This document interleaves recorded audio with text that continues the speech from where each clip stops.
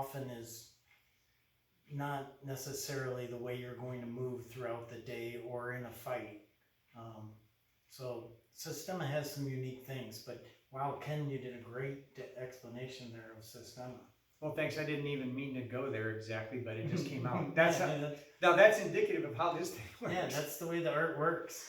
There's no scripting in the training. We have certain drill structures to bring across certain principles, but you know, this is one of the things I was telling a new gentleman today who trained with us earlier. I said, you know, this isn't going to be like if you were in a karate class where there's kind of a set structured sequence to things.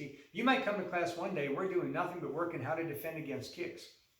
The next day you might come and we're doing push-ups on each other and doing all this contact pressure work to learn how to develop ourselves to relax under pressure. And this isn't just physical pressure, but the mental pressure, you know, the strain of a person. Bill talked a lot in his segment that he did today about when people are in your space and how uncomfortable it makes you, or if they just touch your face, or they try to lean on you and they might be trying to set you up to take you to the ground. You know, you never know what they're doing.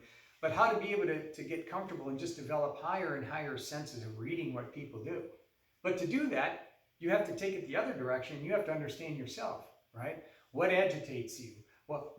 How close are you going to allow a guy to get to you? And what are you sensing? There's a lot of internal work that's done in this art that would kind of, well, I'll put it to you this way to not scare people off, but think about this. Think of doing a class and you're completely blindfolded. And something as simple as maybe Bill takes a book or a knife and he puts it out in the middle of the floor, then maybe takes 2 or 3 people and spins them around to really disorient them in the room, right? And then say, go find the knife or go find the book. And you can't imagine what that does to you, to the inner senses that roughly correspond to your outer senses. You have inner hearing, you have inner vision, you know. So there's all these other senses that we have, and it's not hocus pocus. It's all there. It's all real stuff. It's all even measurable scientifically. It's just not the kind of thing that your basketball coach tends to teach you. You know, we're taking this, the full being, right? Mind, body, spirit. So it's very comprehensive. And we could go on and on and on about the outrageous health benefits and how it enhances fitness. You know, you get people more and more coming to this now. One young guy we have who's a soccer player who immediately sees how this is going to free up his overall mobility more because he's expanding the directions that he can move in, you know, and it's just the benefits are off the chart. So, well, I'm thinking that might be a lot of food for thought for this first time. What do you think? I think that was great. Thanks. Anything else you want to bring up? I can't. It's a unique art. It's not a typical martial art. There's no uniforms. There's no belts. Everybody trains and works with everybody. Beginners train with advanced people. Beginners train with beginners. And everybody learns. It's principle driven. It's has a lot to do with your personal experience to the events, and like Ken alluded to, it has a lot of internal work. You have to a lot of psychologically work with yourself. The breath work is taken to a level that I have never seen in yoga or any other classes I've taken. They brought that to a very high level and very unique. It's a wonderful art, and if you ever get a chance, you should try to experience it. You never know, you might like it. I think you'll love it, my personal opinion, but I don't know how Ken feels about it, but I think everybody should try it.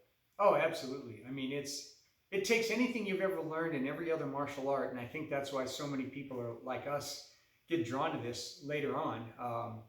You know, it takes all the best things from all those arts, combines them, adds a lot more to them, and then also strips away a lot of stuff that's just not practical, and then adds all these other layers to it for helping you develop on every level like we talked about. So there you have it. So next time, hopefully what we'll do is I'll let Bill go more into the history of Systema, and then we can talk some more about these benefits. So we're Systema-Martial Arts, St. Louis County, Missouri. So you can find us on Facebook.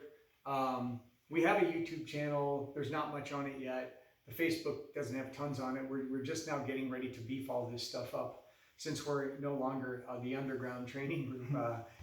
We're here now. If you look at Systema headquarters in Toronto, which is Vladimir Vasilyev's school, we come through under him from Mikhail Ryabko, and then Vladimir, and then passing it to Bill, and Bill to me, and us with the him, and it kind of all swirls around now. So, but we're on that website.